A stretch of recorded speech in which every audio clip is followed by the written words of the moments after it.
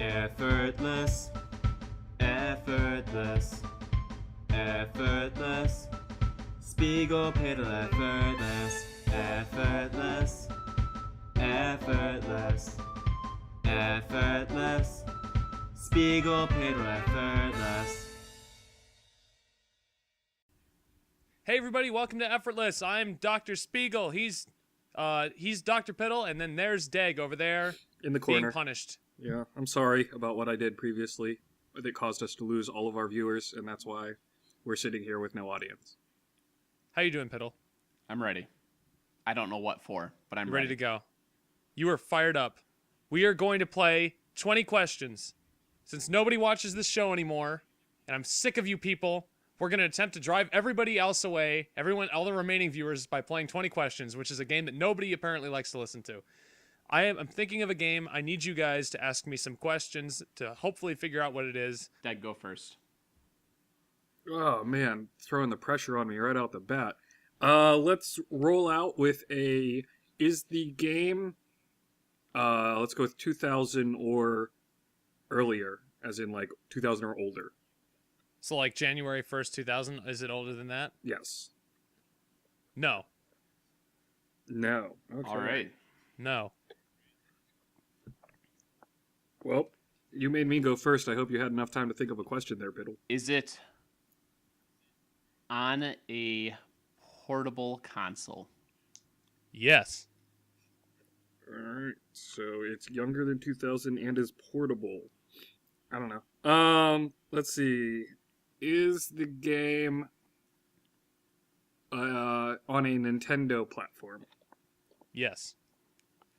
Alright, so it's a portable Nintendo, which means it's on some sort of... I'll always go Nintendo. Yeah, you will. Yeah. It seemed like an easy bet, but I didn't know if maybe you were trying to trick us. Well, Piddle, I want to narrow it down a little bit. Is it on a non-Nintendo system? No. Oh, I see what you're doing there.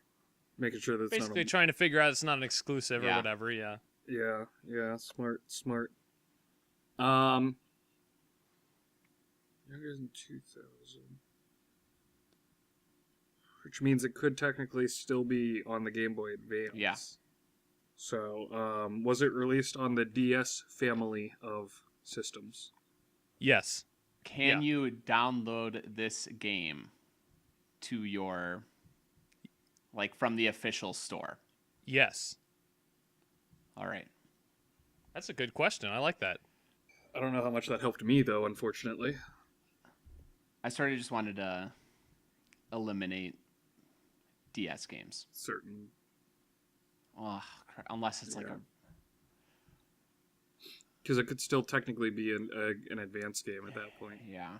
Or no, it couldn't, because it was specifically released in the DS family. So it is DSi or 3DS at this point. I mean, it could be a downloadable DS title, but there's not many of those. Was the game published by Nintendo? Yes. Okay. Should we narrow that down and ask if it was developed by Nintendo? Will that help you? I don't really know. Yeah, let's throw that question out there, Spiegel. Is it developed by Nintendo? No. You were at question number 9. The next question will be the 9th question. Right. You want to do a quick recap for the audience who we'll stopped do it after listening? 10. We'll do it after 10. Okay. Yeah, let's get to 10. That's the halfway point.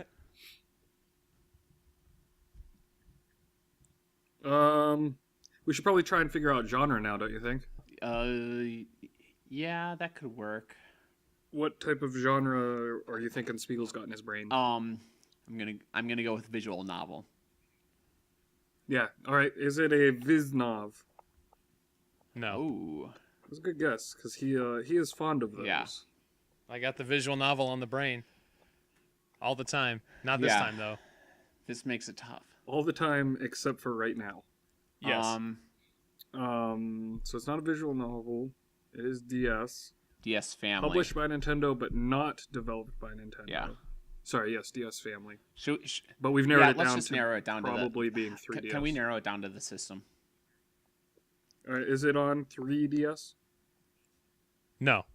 Not released so on it's 3DS. that means it should be a DS game because that's Well, it's part of the DS family, and it's not released on the 3DS, so that really leaves us no options. But it is downloadable, so that's a thing. yeah. Doesn't that? So if it's not on 3DS, But- doesn't that mean it has to be a DSi game? Like one of those DSiWare type. Yeah, maybe. Does it in any? Oh no, because that would have been. I think that would have been developed by Nintendo. I was thinking of like the WarioWare style stuff. Yeah. You guys need to take a different route, and I will. That is your hint. You need to go in a different direction because you are heading down. You know how they say the path to hell is like paved with good intentions. Well, you've got all the good intentions in the world right now, my friends. Not really. Hey, And you are going down the wrong path. by the way, that was question 10. So recap: it is younger than 2000, portable on a Nintendo system, but not on any non-Nintendo systems. It's on the DS family, but it's not a 3DS game. Part of the DS family. It is downloadable. Published by Nintendo, but not developed by them. It's not a visual novel, and it's not a 3DS game.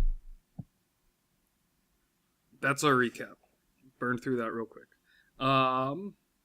So we were going down the wrong route with the genre, presumably. So, do you have any thoughts there, Dr. Piddle? I'm already, I think, out of my depth.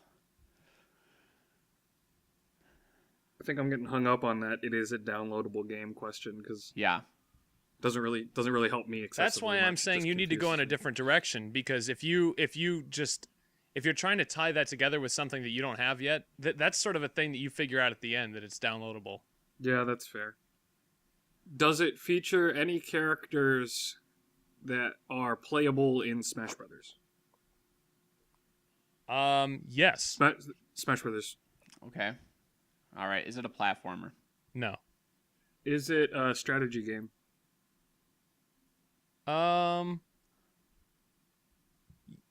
Yeah, it is.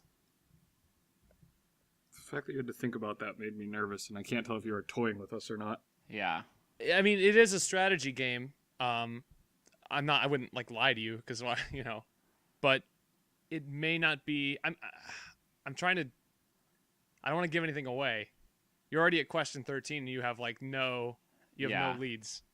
I wouldn't say it's Well, not biggest... it's not. It's not like No, I can't give you a hint. I'm sorry. It features a character in Smash Brothers. In Smash Brothers, that was one of our biggest hints right there. It features a playable character. Yeah. Playable character in Smash Smash Brothers that is also a strategy game. I feel like that's enough of a hint to get you going right there. Well, it kind of brings it into like Fire Emblem. Potentially, one could argue that it might be some sort of Pokemon spin-off style thing. Yeah. Star Fox, the Star Fox 3D game that I can't remember the name Command of, was less Star of a Fox Command. Command. Yeah, there it is. Was less of a shooter game and more of a strategy style That game game. is disgusting. Just throwing it Yeah. out there. Don't tell Chris that. I hope Chris isn't listening to this. Just kidding. Star Nobody's Fox listening to is this. awful. Chris was our last listener. We just drove him away. Okay, let's. Go on. Should we ask if it's Fire Emblem, or Is it part of the Fire Emblem Yeah. franchise? There, I asked. No. okay? See? At least that got us off of that rabbit hole. Is it part of the Pokemon franchise? Yes. Okay. See? I told you it was probably one of those And- two, which means it's some sort of Pokemon like Pokemon Trozy or... That was your Um, 15th question, by the way. yes, it was. Because, well, strategy game. Pokemon strategy. Oh, is that strategy? What is it? Like the Mystery Dungeon titles. I don't know. I haven't played the Mystery Dungeon titles, and there's like 5 of them. Because really, they're sort of like roguelike dungeon divers with a lot of RPG stuff. But I mean, strategy is a very vague genre, in all Yeah. honesty. So, Out of curiosity, what do you But think Okay, when you okay. say strategy? Do you think Fire Emblem? Do you think Advanced Wars, or do you think Here's a question. Civilization and Well, there are real-time strategies and turn-based strategies. So Civilization is actually that is a turn-based strategy game, isn't it? Yeah. But there are tactical strategies like Fire Emblem and Advance Wars, and then there are like strategic strategies, if you will, like Civilization. strategic strategies. Yeah, Okay. but if you understand the meanings of the words, because the tactical ones are like you're controlling single characters moving on a single battlefield, whereas Civilization is you're controlling the entire nation. So it's about your depth of focus. I'm they're about all ready for you guys they're to all ask strategy another games. question and stop stalling. Yeah, I don't know what Deg's doing. So You asked a so question, Deg, I answered Deg, it. Should we ask if the protagonist is any Pokemon? As opposed to a Pokemon trainer, you mean? Yeah, or like the player. Sure. I don't know if that helps us, but sure. I guess that really only gets rid of the mystery dungeons. And that that again is depending on the definition of strategy being used. Yeah. Is the protagonist a Pokemon? Yes. All right.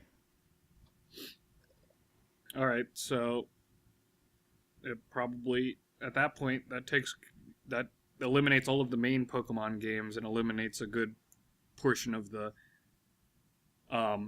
spin-offs as well. Yeah. I think it might be Mystery Dungeon. The problem is there's multiple mystery dungeons.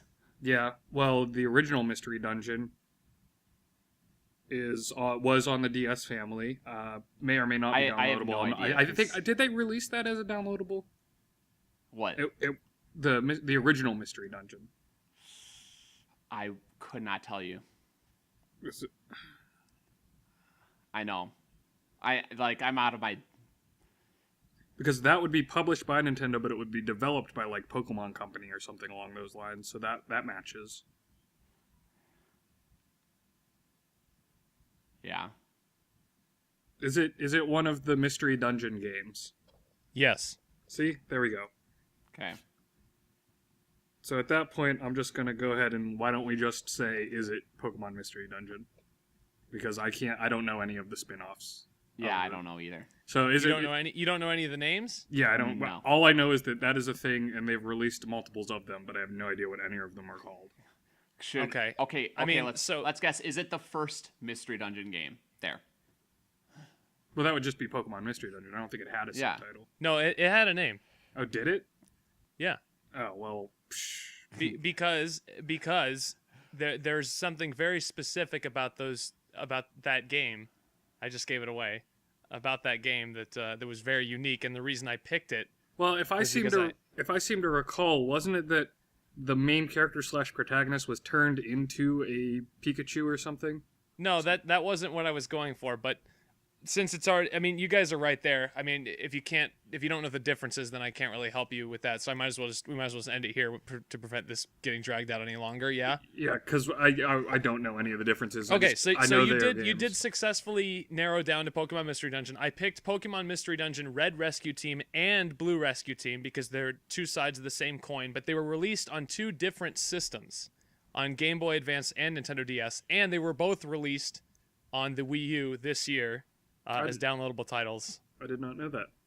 Yeah, so there you go. I did. That's But- why I was starting to think it was mystery dungeon. Well, I just thought it was Mystery Dungeon once we. So Red Rescue Team and Blue Rescue Team.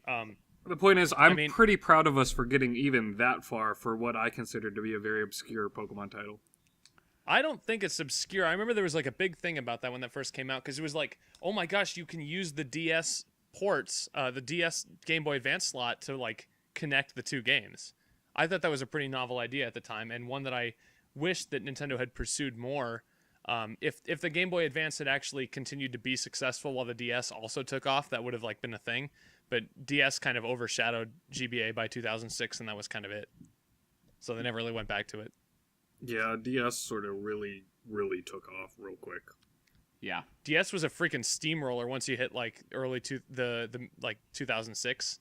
I remember the last year of the Game Boy Advance had just a bunch of like hardcore JRPGs and nothing else. And I was like, that's kind of sad. That's kind of a sad way for it to go out. But Pokemon Mystery Dungeon Red Rescue Team, I think, was one of the last Game Boy Advance games. I think it came out in 2006, actually.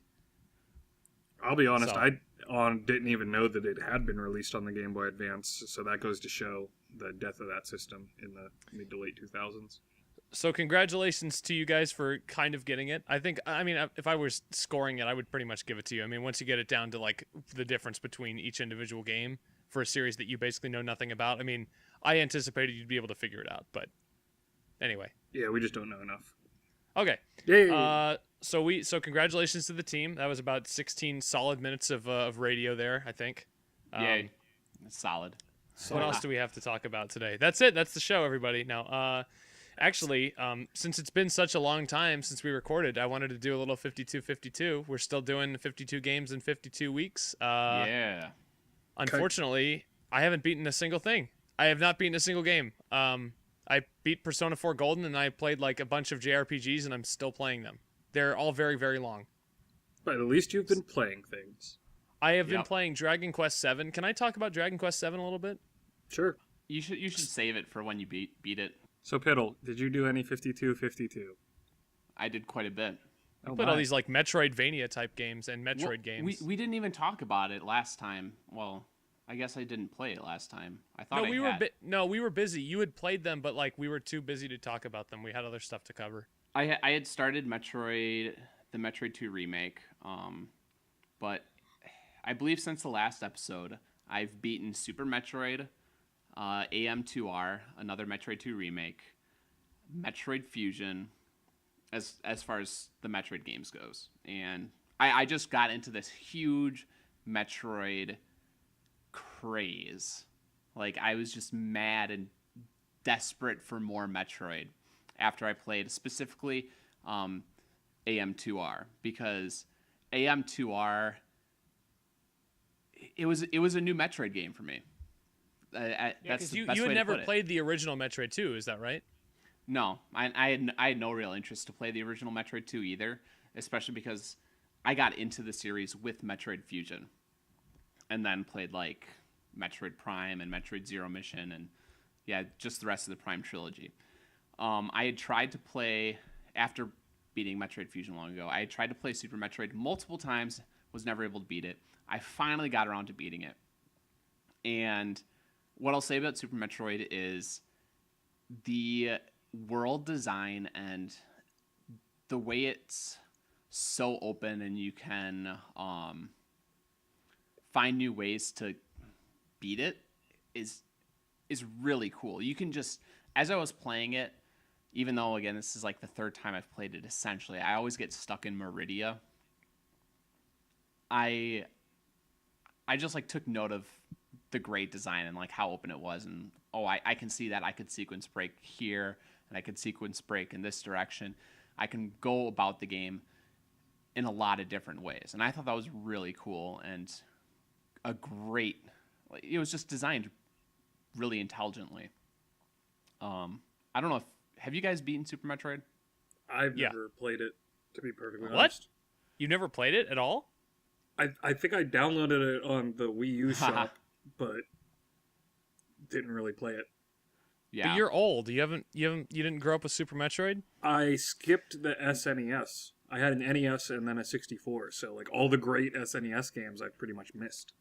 Spiegel, you Wow. have to remember that most people have not played the Metroid series. It's only sold like a little over 1 million copies with every iteration. But I feel like every time I bring up Metroid in like any place I ever am, like there's always going to be that guy who's like, Super Metroid was like the best game ever made of my childhood, and I'm like, you are letting your nostalgia cloud that what is generally I think a very overrated game. Well, Fusion I don't think is clearly the best of the Metroid titles for the 2Ds. I'm gonna Oh, say yeah. this. So, because since I recently played them all, well, except for Zero Mission, but Super Metroid, I could see the replayability factor in it, and it has the way it's designed for replayability is brilliant.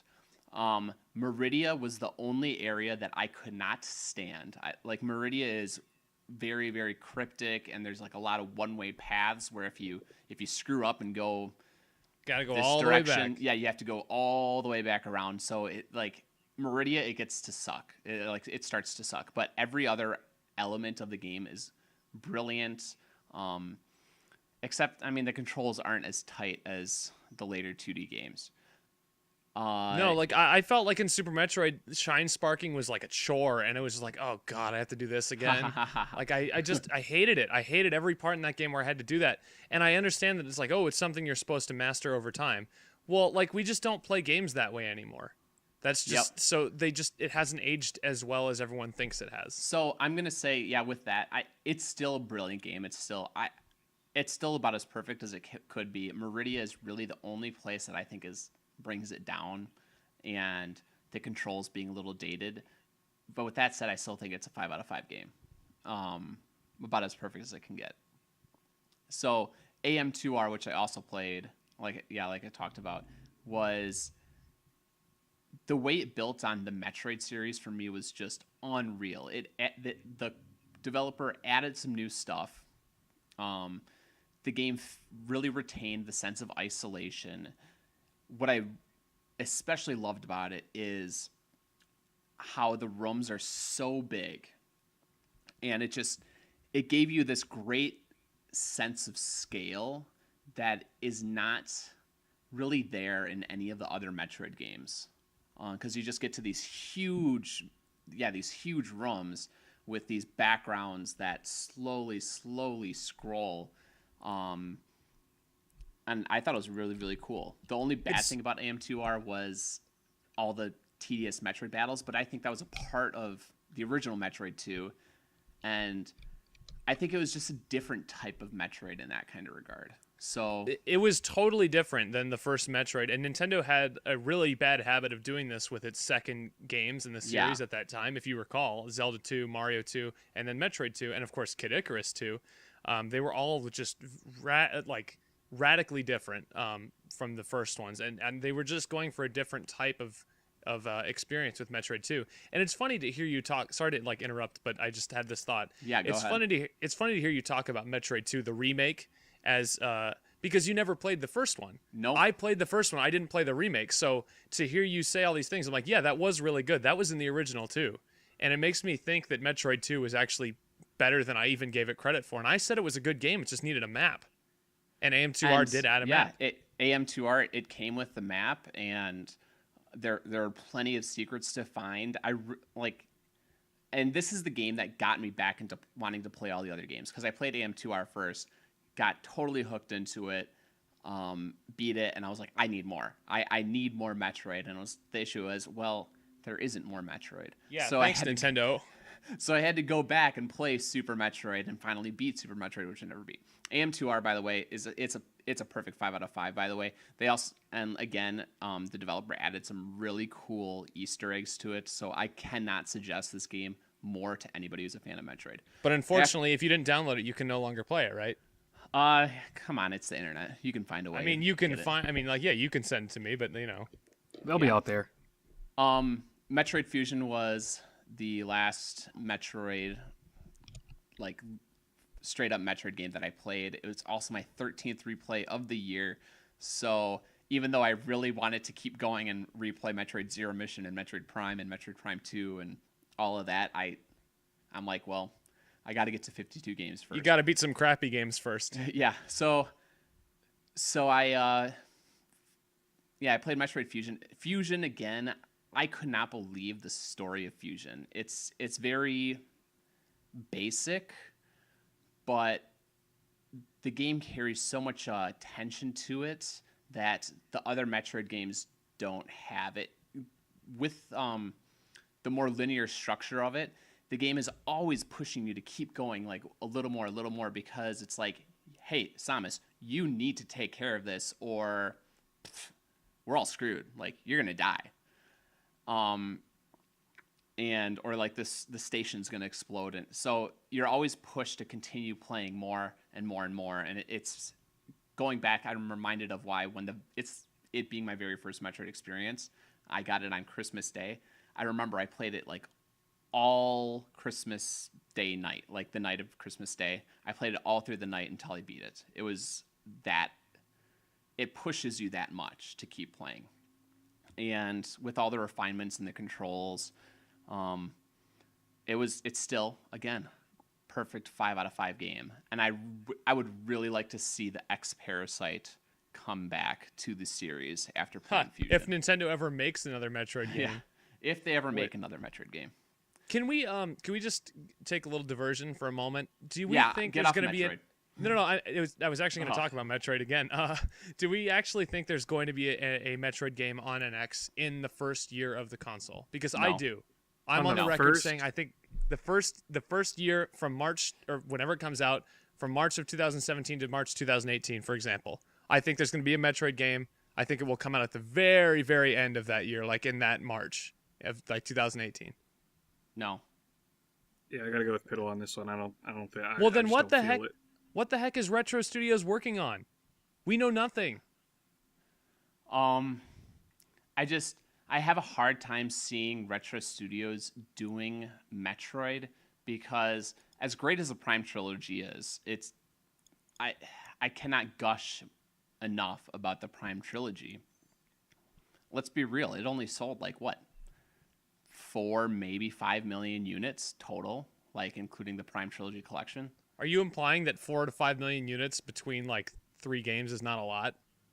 That's a lot. That's worth. How do you compare that to one Donkey Kong Country game that sells 12 million? On a console with an a huge install base of more casual level, like nostalgia type gamers, not people who want a first person, like a hardcore first person shooter adventure game like Metroid Prime 3 was. I just don't see it happening. I want it. I would love it really to happen. Yeah. I don't even care. We've already established Metroid is good in 2D and 3D. I don't even care what it is. I want a Metroid game. I really want to know what Retro Studios is doing. I feel like Nintendo wouldn't have them make another Metroid game. You think that Nintendo would have them make another Donkey Kong Country game before they make it? That would make 3 in a row for Retro. Or something else. Do you think they would? Do you think Nintendo would trust them with like an original license, a new IP of some kind? Because I don't know. Like, it's so difficult. Nintendo. I could see Retro taking an existing IP and moving it in like a new direction. Honestly. Like what they did with the Prime. Yeah.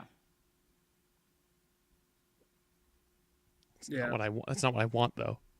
I want Metroid. Want either. Sorry. It's not what I want either, but Nintendo doesn't really care what. Damn you, Nintendo! Want.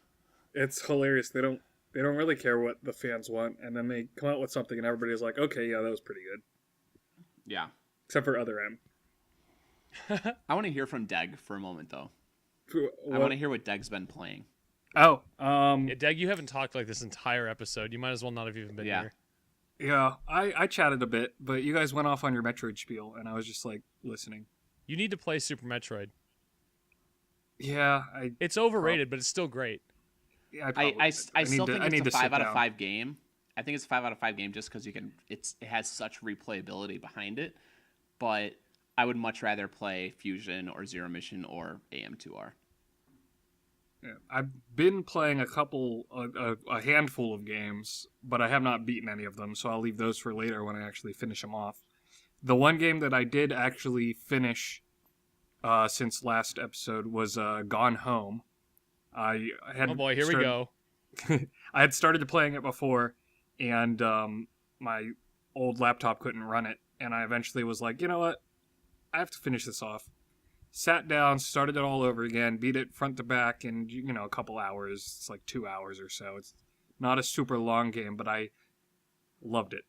I enjoyed the story that they told and the way that the story was told at the pace of the player's exploration of the house and coming up with new elements, and even the twists and turns, as it were, that story took. That as you go, you learn more about this family.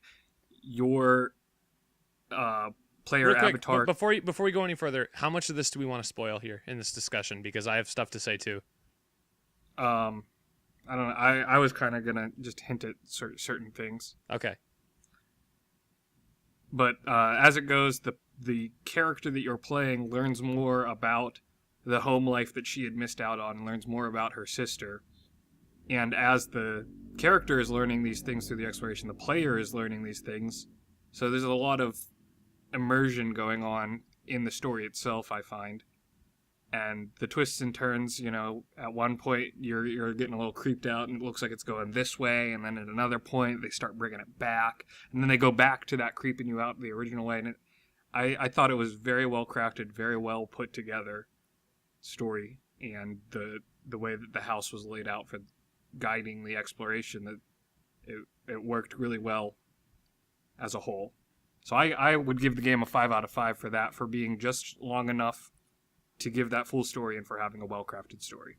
I mean, so I would say this. I mean, I feel like I've been very critical of Gone Home in the past on this very show and on my Twitter account. And basically any opportunity I've had to talk about the game, I've been critical of it.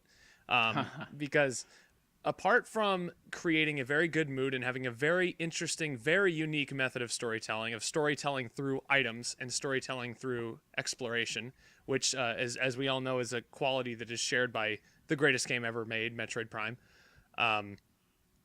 The Gone Home struggles, I feel like, in story development because of those very things you said. The twists and turns make it feel almost like a schizophrenic story. You're going in one direction and it sharply pulls you another. It's setting up to be what I thought was going to be a very, very good, very excellent horror story of a I don't want to spoil too much, but like there's certain psychological issues that the father is going through, and you see like some potential, maybe some mistreatment, maybe some signs of abuse, which I think is a obviously very dark topic to take on in a video game.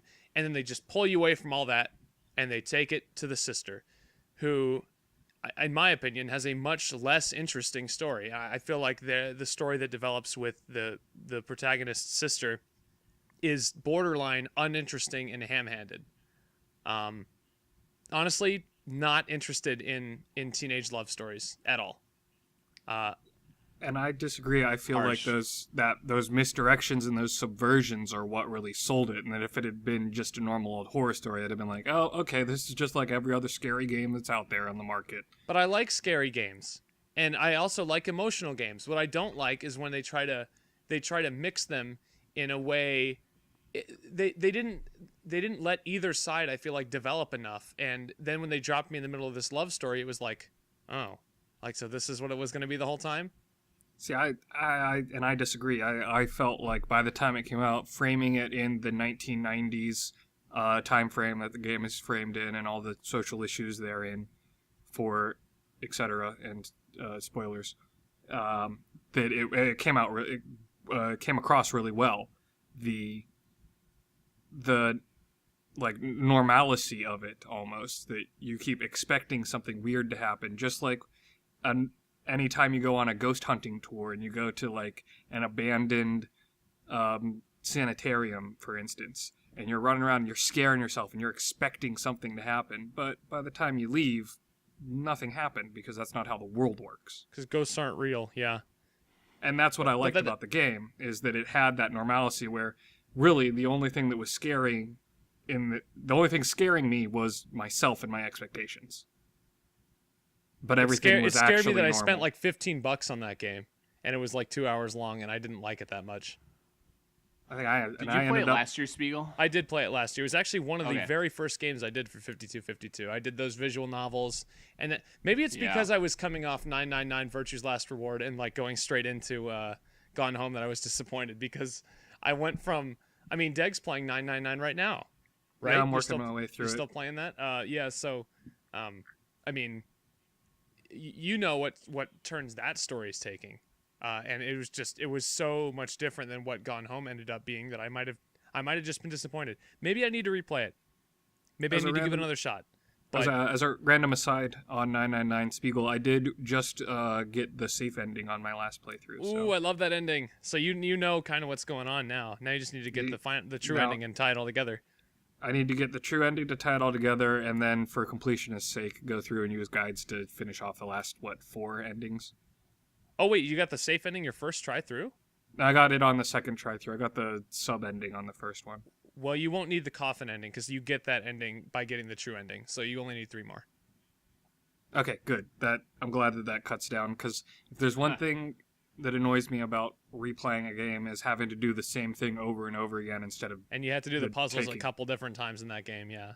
As opposed to taking different paths. Like the second playthrough, I was like, sweet, I'm just going to choose differently from everything I did in the first playthrough so that I am experiencing new content. And now I'm at the point where it's like, well, gonna have to play some of the similar puzzle all over again. For what it's worth, you don't really, speaking of 999, you don't really need to get those other 3 endings. I mean, they're interesting, and they kind of tie it together, and they show you what could have happened. But they're not necessary like the safe and the true ending are. Yeah, they're not.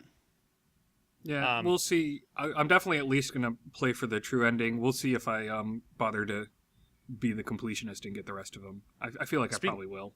Speaking of completionism, I also bought Virtue's Last Reward and Zero Time Dilemma on Vita as well as on 3DS, just because I have to own them on everything because they're so freaking good. I'm even thinking about getting the PC version. I know that pain. Wow. God, Zero Time Dilemma was just such a great way to tie it together. Can we talk for 20 minutes about how much I love Zero Time Dilemma, or do you want to talk about your other Metroidvania games? Let's not. I want to get through 52 real quick. Okay. Because we talked about I was on a Metroid spree, and suddenly I had no more Metroid games to play. So I tried to find other Metroidvania type games, and the only game I had that was Metroidvania and something new was I had got Shantae and the Pirate's Curse for like $2 plus like some other games in a humble bundle. And so I sort of forced my way through that one and was really disappointed by it because it really wasn't that fun. I didn't find the design very well. As soon as the game started introducing like new platforming concepts, it like took them away. Like rather than expand on them, it was just like, here's a little tease and it's gone. It's like the Nintendo who builds on literally every concept they introduce into a game up until the final like boss fight where they include everything. Yep. Shantae just takes it away. And you know what? I'm really happy. Not that I'm happy that you wasted money on a game you didn't really like, but I'm happy that you didn't like Shantae because people keep telling me that it's a series that I would like, me personally. And I'm just like, why? I played the one on Game Boy Color and it just wasn't that great. And the other ones, I mean, they're different, they're newer, but like I just don't really want to play them. There were parts where I really got into it, and towards the end I enjoyed it because the last 20% of the game, like you finally unlock 2 new abilities that make traversing the world really quick and really interesting and much more enjoyable. But the problem is you don't get those 2 abilities until the very end of the game. And at that point, they're superfluous anyway, because you've already gone everywhere you need to. Yeah, I mean, what I will say is, I like started to dabble in a replay or a New Game Plus sort of mode because the New Game Plus mode you can start with everything. It's more about like speed running and beating it as quick as you can and finding like the ideal paths to take in order to beat it, and that. Like, it made it a lot more fun immediately, and I almost just played through it all again. But in the end, decided, I have other games to play. Can I ask you why people consider it to be like a Metroidvania type of game? Like, why is that? Because the sense that I get from you is that it's not. I think it's because when you do beat it, like I said, you can go back and play it and try to speed run it. And there's a lot more content. But that's not Metroidvania. That's like any platformer that like has a timer. I don't know. I mean, there are some secrets to find in the game. Like in order to get the true ending, you have to find 20 of these different creatures that are in hidden rooms. One of them is just given to you. The other 19 you sort of have to find. And there are heart pieces to find throughout the world. And a lot of times you just need to use like your new abilities or find, again, like a hidden secret path. But Sounds again, pretty like, Metroidvania to me. it again, it didn't feel like you were really building up as you played the game, and That was my problem with Song of the Deep when I played a that lot of quote-unquote Metroidvania game. It didn't feel like you were really getting more powerful. areas just felt like I was going from left to right on a mostly flat area and just trying to kill a bunch of enemies. It wasn't like there might be a secret at any corner, like around any corner. And the platforming, like, yeah, I don't know. There really wasn't that much platforming, and like the legit platforming sections were fun, but again, like I said, they'd introduce the concept, and then it would be like after 10 minutes of enjoying it, it'd be gone, rather than continuing to build on it. So with that said, it's a 3 out of 5 for me. I think it's a game that's highly replayable, and I think If you that wanted to is play in the why- first place. and I think that's why a lot of people would be like, this is a game worth, like, that's great. And you would like Spigel because it's sort of like Metroid-y in that regard. But it's a 3 out of 5. Last game I played was Retro City Rampage, which I also got in the same Humble Bundle. And I played that on 3DS. So out of And, curiosity, where did you play the Shantae on Wii U, 3DS? 3DS. Okay. Yeah. 3DS I would have... I can't remember why. Oh, I think it was for the 3D boobies. Hey, this is a kid's show. Effortless going off the rails. How dare you? It's true. It's Well, true. Yeah, kids, always be honest. So, It's okay. No one's listening.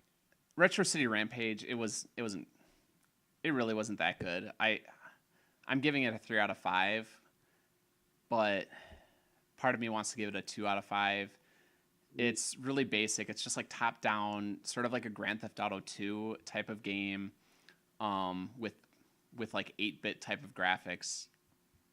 And I don't know, it's just a lot of like fighting and combat, and the combat wasn't that enjoyable to me, and it didn't feel very polished to me. The game got ridiculously hard at points, and I had to force myself to finish it because I was like, well, I'm almost done. I may as well just get the rest of the way through it. And it has a lot of parody type jokes in it, and for me, the humor just completely fell flat. It's like literally everything you could take from like the 80s and the early 90s was just shoved into the game, and But not in a good way. given a slightly different reference. Like, there's a ton of Back to the Future references.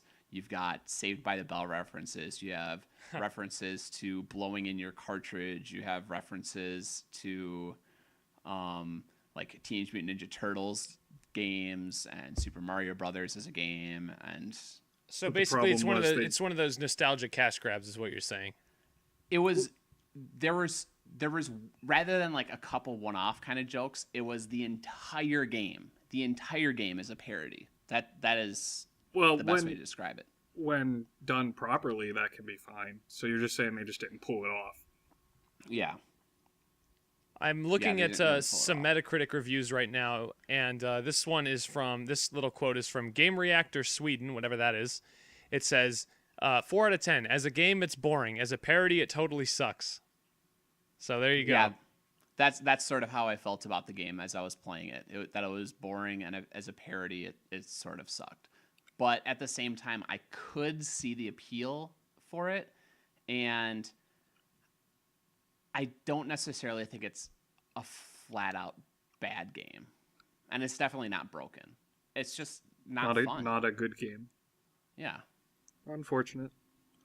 So Okay. for some people, it might be a thing, but for me, it's not. So 3 out of 5. Well, that's it for 5252 for this week. Let's see. There was other stuff we needed to talk about, right? For this month. For this month. Yeah. Yeah, excuse me. Yeah. We had another topic, and I totally... Remasters and remakes. Oh, yeah. Here we go. So this one is good because in the past on this show, me specifically, we have crapped all over remakes and remasters of games that came out the year before. Completely unnecessary.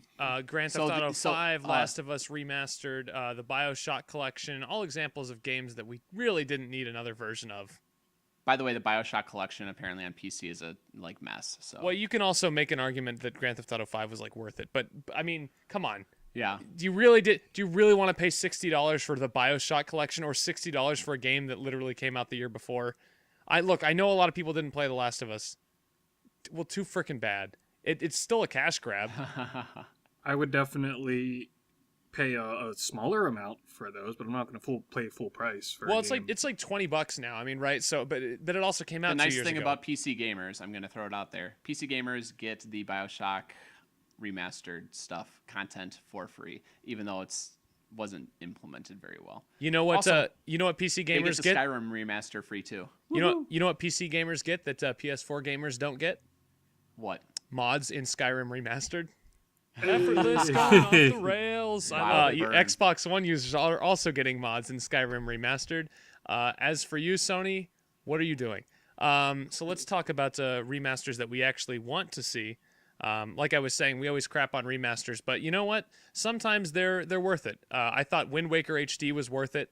I think Modern Warfare Remastered is arguable. It's arguably worth it. It's only $20, and it came out 10 years ago. And honestly, it was the game that started this whole big worldwide phenomenon craze that some people maybe never even got to try.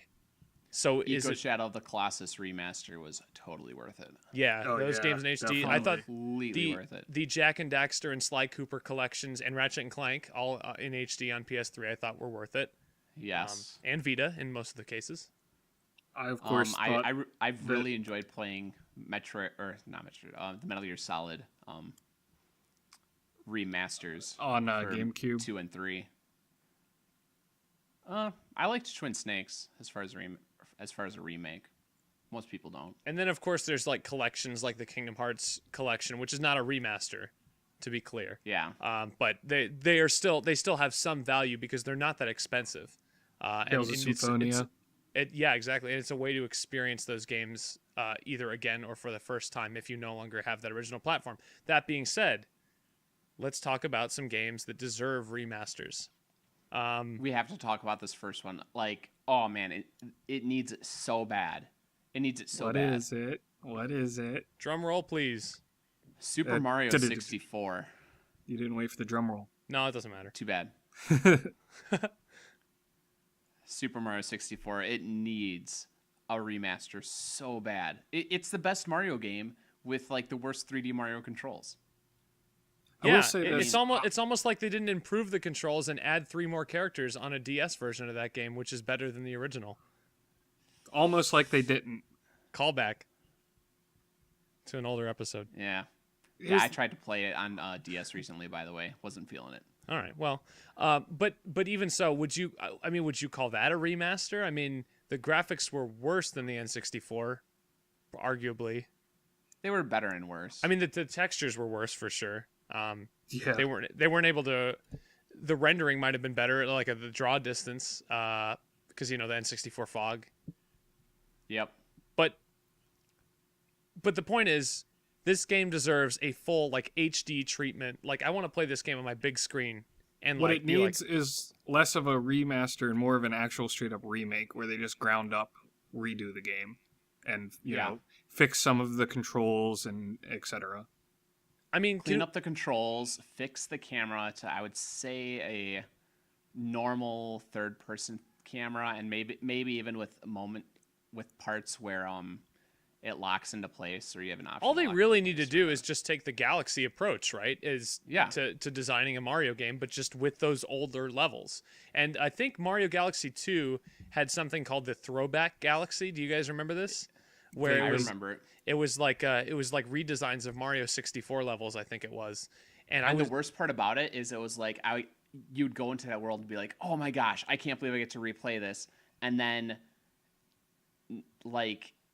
90% of the content of that level was just removed, and it was just a very basic, bare bones version of that world. Yeah, so I mean, it was oh look, it's just to remind you that this used to be a thing, as opposed to actually getting to replay it for real.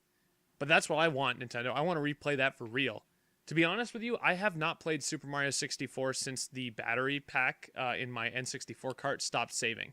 It the battery that like controls the saves, it died. So I can't play it anymore. And I don't have it on Wii or Wii U. I could download it if I wanted, but so I haven't played the original Mario 64 since then, and I would love to play a game that takes that. It doesn't change anything like Mario 64 DS did, but is that original game, but just built, from the ground up with HD visuals, and they could charge controls. You charge $40 for it, and people would buy that thing like crazy. They would make so much money off that. It's like sometimes I feel like Nintendo just doesn't know what they're doing. They're so caught up in like trying to figure out like, well, what's the next big thing going to be, that they forget that they have this huge back catalog of games that deserve more attention than just re-releasing them over and over and over again for $10 every time. Actually, like remake one of them and see how what the results would be. Super Mario 64 would be a perfect game for them to just outsource to a remaster of that game. Have Grezzo do it. They have some good success with these N64 remakes. Yep. Majora's Mask and Ocarina of Time, I can't play them on Nintendo 64 anymore. I have to play them on the 3DS. They were done so well and so like lovingly. Imagine Grezzo handling like a full HD, NX, not necessarily a launch game, but maybe. But we don't know about a launch. Yeah, I don't know about a launch game. But I could see it definitely being on the NX, like a holiday release. All right, moving on. I got depressed thinking about how we're never going to play any of these games. They're never going to release them. Let's go Spiegel. I nominate the entire Metroid Prime trilogy to be remastered, and not necessarily from the ground up. I feel like you can take a lot of the existing assets and just up-res the textures and everything, but imagine how good that game would look in 1080p 60 FPS. Just think about that. So beautiful. Oh, I think all that it already looks great. If they took the Metroid Prime collection, just retextured it, kept the models, they could keep the models, retexture it, 1080p 60, and sort of redo the lighting so it's more light sources, and you have dynamic lighting or shadowing and those kinds of things. Some God rays. Throw some God rays in there. Everything's better with They could God have a real rays. Destiny God killer rays. on their hands. And I would die for that. I'd buy that. I mean, like, I could die and never play it if it came out. Well, why? What would the point of that be? So everyone else could enjoy it. So you would die for Spiegel, the sake of me getting to Piddle. enjoy. Okay, well, I can appreciate that. Another one I came up with was I want to see Pikmin 1 and 2 in 1080p 60 FPS on whatever the next console is. I want a Pikmin 1 and 2 collection. Pikmin 3 already looks fantastic. We don't need that one remastered. Spend your time. They'd almost be able to just steal the like textures and assets straight from Pikmin 3. Yeah, shoot. Yeah, You can even do it like that if you want. Imagine a Pikmin 1 and 2 that looks like a Pikmin 3 without having to play with multiple people. Not to mention the fact that you would set up really well for the launch of Pikmin 4 on NX, assuming that the Pikmin 3DS game is not the Pikmin 4 that they've been talking about, which I don't think it is. I'm assuming we're still getting like a regular, straightforward Pikmin game on NX whenever that is. If they released a Pikmin collection before that, you could sell that, and then when people who never played the originals played that, they'd be like, oh, this Pikmin thing is really cool, and then they'll buy Pikmin 4, and then you expand the audience that way. Genius. Hire this man for marketing. Yes, please, and listen to all my ideas. Here's another idea. I want a Banjo-Kazooie HD remaster. Anyone else? Nuts and bolts. No, a good game. Wow, Deg, harsh. You're mean. Never bring up that game in my presence ever. I enjoyed it. No, stop talking. You know what? I would Effortless take going it off just the because I didn't really like the controls of Banjo-Kazooie, and I'm sure that the controls would be a little bit more refined and. I mean, they could fix it the same way they would fix the Super Mario 64 HD controls. Yeah, exactly. Yep. I'd probably actually get on board with that. Okay. So- I would absolutely get on board with it. That's all I got for right now. Oh, I got one more, but I'll do it in a little bit. You go, Piddle. Yeah. So here's another one that's not Nintendo related at all, Shenmue 1 and 2 would be so awesome to have as a remaster or a remake. And They really deserve the treatment with the content. yeah, just I would love that because I've never played a Shenmue game and I can't because I don't have a Dreamcast. they're only available on the Dreamcast. Well, I guess you have the Xbox version of Shenmue 2. Well, I can't play that either But- though because I don't have an Xbox. But like, just so much care went into creating those games, and you really feel like the worlds are believable at a lot of times. I mean, if they sort of cleaned up the voice acting a little bit, Yeah. increase the draw distance, because they try to populate the streets with a lot of people, but I mean, limitations, they obviously couldn't do that, and so some of the character models look pretty bad.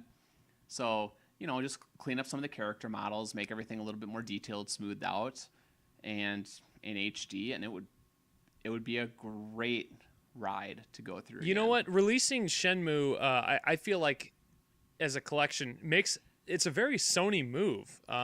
They've got Shenmue 3 on the way, and Sony is all about like, oh, these people didn't play these old games. People didn't play The Last of Us, so we better release a remaster and grab some cash. Doing a quick, like, cheap, remake of Cheapish. Shenmue. I mean, I feel like that would be like a It'd be very Sony thing to do. You could definitely market that up real well because it's such a story-driven series, Exactly. Here you go. You can play through Shenmue 1, 2, and 3 all on the PS4, and you won't miss out anything. You can just, boom, marketing, done. Hire me next. Yeah, so Sony Yeah. can hire you, Nintendo will hire me, and then Piddle, you have to work for Microsoft. Ha ha ha. Oh dear, I'll trade you, Piddle. what am I going to do for Microsoft? Burn them. Push, Make them Banjo-Kazooie nuts care and bolts, about too? console gaming again, for one thing. Oh gosh. Help drive them into the ground because All right, apparently that's what their keep goal this, is. Let's keep this rolling because we got to wrap up here. Yeah. So I another one would- have. No, go But ahead. I'm gonna probably steal this next one and go with an HD re-release or possibly even just a continuation, just like make another game for Time Splitters. Specifically, it's Time Dag. Splitters 2. Do you like Time Splitters? Yes, I like Time Splitters. Oh my God, we're playing that. We're playing that Nice. together at some point. All Yes, right. I had no idea you were so into Time Splitters. Let's do it. I love Time Splitters too. It's one of my favorite. Time Splitters 2 was great. It was fun. It was just that Isn't it classic... really the last? Isn't it like the I mean, last? they released Future Perfect after that, which I honestly have never played. It's super expensive to find on GameCube or Xbox, or was it only on PS2 and GameCube? I don't think it was on Xbox. I don't. One of them, recall. yeah, think it like was. skipped the Xbox for some reason, but yeah. So 2 was kind of the pinnacle. Future Yeah. Perfect like didn't get great reviews. 2, I thought, took everything that was good about the first one, which was basically its art design, its style, and its story, and it just added a bunch of like crazy madcap weird stuff to fun. it. Like, It was fun. It Team just Fortress added 2 style. fun stuff. Yeah, there's like Oh my- weird, quirky. Time Splitters 2 was great, and even if they didn't do an HD, just another Time Splitters that isn't Future Perfect would be really nice. Just throwing that out there. Dag, do you have Future Perfect? Because I'd like to play it if you I want don't. Okay. I've only played Time Splitters 2 multiplayer. Which It's fun and though. It is fun. Like it's Yeah. along those veins of those old couch multiplayer GoldenEye 64, Oh, Perfect you Dark. totally. The comparison to GoldenEye is so appropriate because it was really like that next step when you went from the N64 to the GameCube, or from that generation to the next generation with PS2 and everything. They really Yeah, did a good It was job. the further iteration. It was Perfect Dark 0, but not Perfect Dark 0. It was what it should have been. Yeah, the Perfect Dark, that's another good comparison because the co-op in Perfect Dark was so much fun. The co-op in Time Splitters 2, the story mode was amazing. Yeah, And like it's such the good stories stuff that in were game. told, it was so much fun. So it was really hard too at the hardest difficulties. That is a hardcore first-person shooter. Yeah. No, I didn't like playing it on the hard modes just because of that, to be perfectly honest.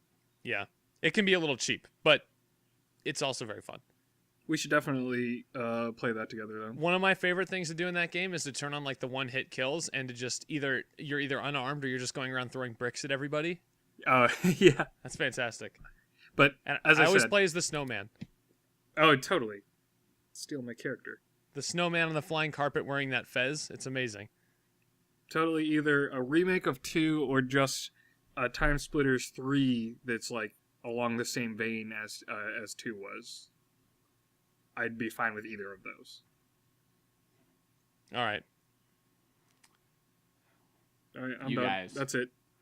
That's what... I feel like I need to play Time Splitters now. So You absolutely. Hey, when job. I visit you next, or if you come out here first, we're playing it. I didn't even know that you were not you were not Time Splitters educated. like I said, I've only played some Time Splitters 2 multiplayer. Okay, for all you viewers out there or listeners, if there's anybody left, if you haven't played Time Splitters 2, go out and get yourself a copy. It's expensive on GameCube, but if you got a PS2, it's not that pricey. GameCube is the best version of it, I think, because it looks the best on the GameCube, but it's so worth playing. Most people will probably remember it from the PS2. That GameCube, what a great system. All right, I'm gonna throw out a Controversial. I'm a fanboy. I'm gonna nitpick stuff now, I'm ready. and I'm gonna throw out Final Fantasy VII. You know Oh, they're already boy. remaking that, right? That is a thing that's happening. It is a thing that's happening, but I mean, really, what you've seen is that Final Fantasy VII? It's not Final Fantasy VII. That's in no way, shape, or form Final Fantasy VII. When I think of Final Fantasy VII, I think of, I'm gonna say it like I think of chibi graphics, and I think of A bit of a the Great goofiness. Materia system and the ATB battle system. That's what I think of when I think of Final Fantasy VII. Let me just And piggyback off that real quick and place an image into the one or two listeners out there, and your head even, Piddle, to go off what you said is, go back and remember Final Fantasy VII, and specifically one sequence where you're in the bathhouse, and you're doing that whole little tiny quest. Now imagine that with the HD graphics that you've seen from all of the stuff that's been coming out for the Final Fantasy VII release. Imagine that hyper-realistic look for that scene. yeah, It's not pleasant. It's not... No. The mood you can't and the do humor of that scene does not match the presentation of the art style and graphics that they have currently going. No. They need that chibi goofiness in order to pull off a lot of the weird jokes that happened in Final Fantasy VII. It's kind of funny that like as graphics get better, certain games start becoming less visually appealing. Look at the Gears of War Ultimate Edition, and now you're talking about Final Fantasy VII. And there's other games out there too that I don't have ready to talk about, but like it's weird how as technology is improving, certain games just don't work in that style. And So that bright, shiny, fresh coat of paint look, it just doesn't work. The problem isn't necessarily the graphics, it's the art direction. So many people want hyper-realistic art direction with hyper-realistic graphics. You Right. don't have to do that. Look at No. Overwatch, which has spectacular graphics, and all of the character design and art direction lends it to a little bit more of a fun, goofy, hey, these aren't necessarily hyper-realistic looking character models. Overwatch is a great example of how you can make that work. Splatoon is another one if we're talking about shooters. Of art direction making that game's graphical style, not even the power of it, of the system, but the actual art direction itself makes the game look good.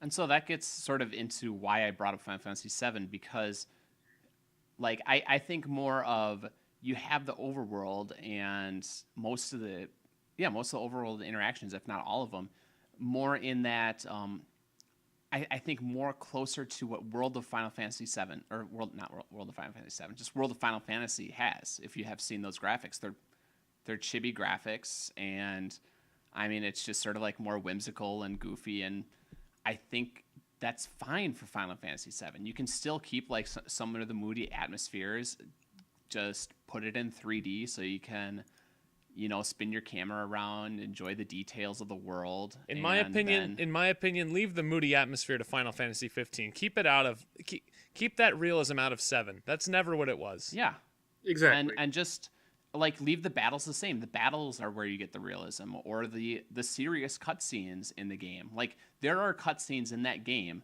that still use the chibi graphics, and then you have the other FMVs that use the more realistic models. Yeah. And they did it sort of based off of the mood of the scene. So yeah, what I see from Final Fantasy VII, the remake, and I mean, I'm not gonna lie, I'm gonna end up getting the remake and I'm gonna play it If it ever comes out, which it won't. But I don't think it stays true to what Final Fantasy VII really is. Okay, one more. Who wrote Zelda 2? Get that out of here. I did. Why did you Get put out that of here. I don't want to see it. Zelda 2 remaster. Why not? I mean, if they fix the problems that Zelda 2 had, which was, oh my gosh, this is cryptic as F, and also, like, it's not that much fun, and the difficulty curve is really hard, then yeah. Which is exactly what they would do. Well, that's fine, So, but even then, it's not like it's like an all-time game that like is this just crying out for this remake, like Super Mario 64 or Time Splitters or someone just put Bait and Kaitos on the list. Get that out of here. But I put that on there because I think I would eat that up if they. I know you would. Did that. But, Okay, hear me out. Okay. Hear me out for a second on Zelda 2.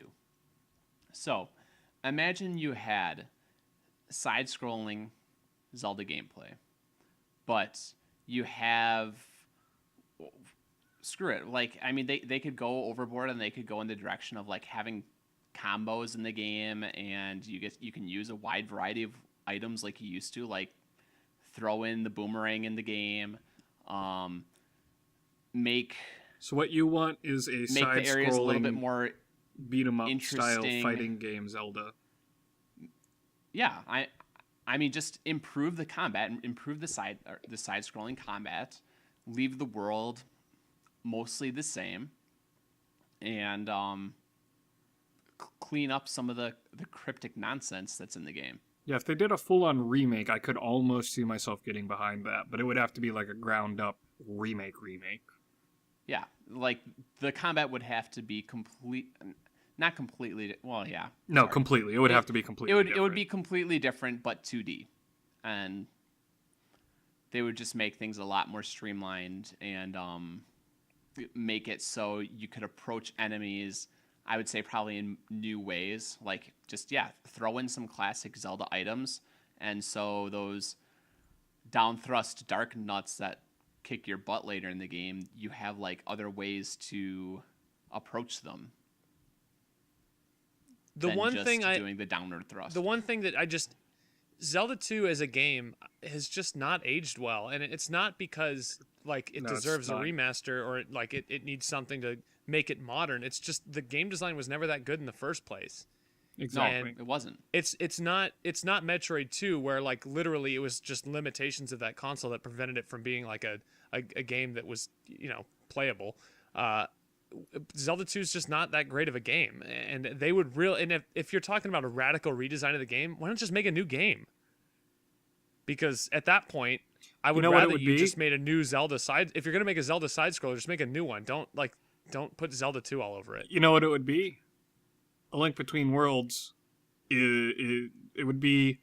This new game would be to Zelda 2 what A Link Between Worlds was to A Link to the Past. Now, see, I'd be okay with that because, but that's not a remake. That at that point, you're talking a whole new game within a certain style.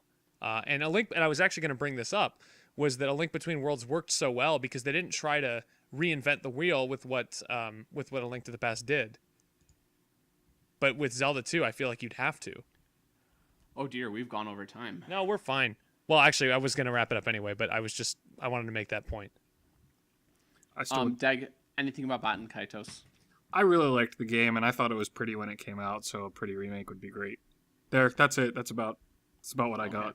I could say let's also throw in like a project number 03. I loved Baten Kaitos, and I thought it was a great undersold game, and it was just very beautiful with these pre-rendered backgrounds that were just superb.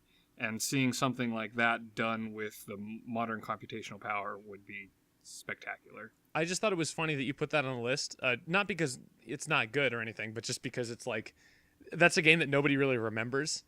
GameCube had a lot of like little games like that, like the Capcom 5. Nobody really remembers Beautiful Joe or, even Beyond Good and Evil. That was an exclusive, but like games like that GameCube had really early in its life that I feel like should have pushed hardware and would probably push hardware in these days.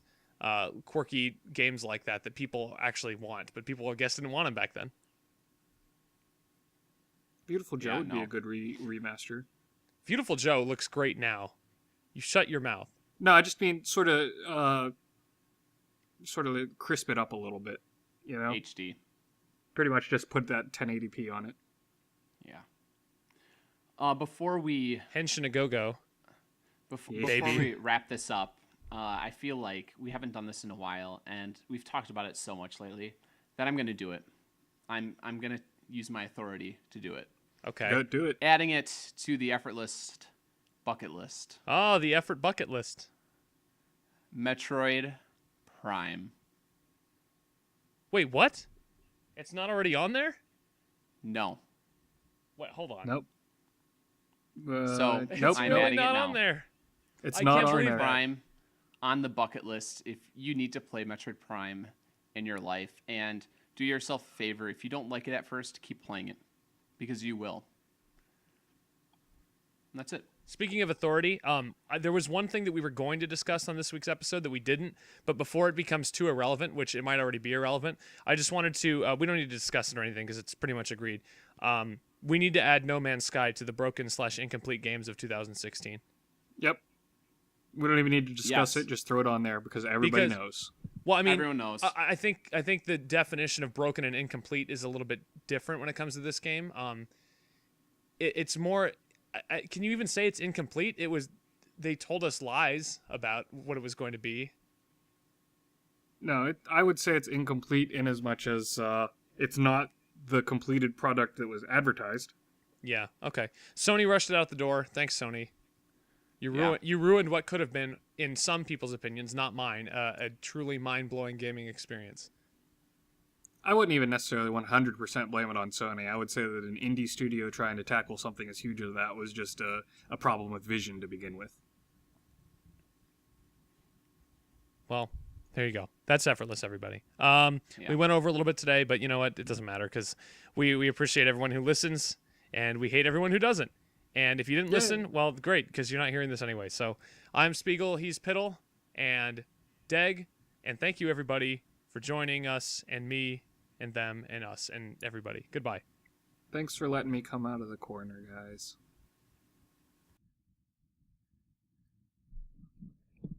Ah, that got cut. Spiegel, Piddle, Effortless.